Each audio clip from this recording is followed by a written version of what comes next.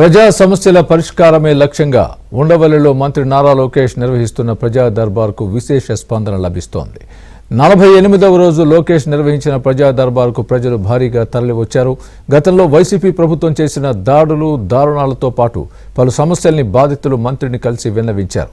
ప్రతి ఒక్కరి విజ్ఞప్తిని పరిశీలించిన మంత్రి లోకేష్ సమస్యల్ని ఆయా శాఖలకు పంపించి వాటి పరిష్కారం కోసం కృషి చేస్తారని హామీ ఇచ్చారు.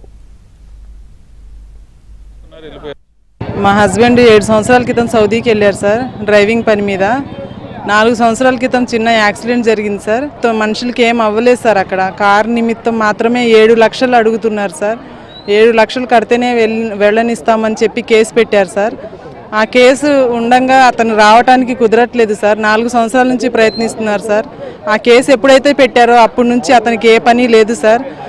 అక్కడ పని లేదు, డ్రైవింగ్ లేదు, అకామా లైసెన్స్ అన్నీ అయిపోయినాయి సార్. వెళ్ళిన 2 సంవత్సరాలకి అయిపోయింది సార్.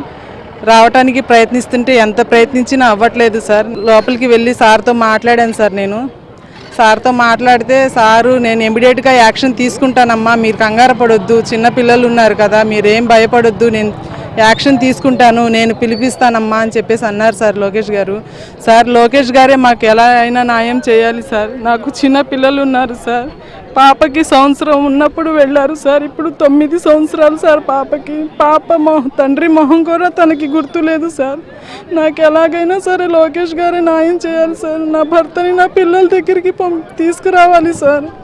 నేను సార్ని నమ్ముకునే వచ్చాను సార్. నాకు సార్ గారే న్యాయం చేయాలి.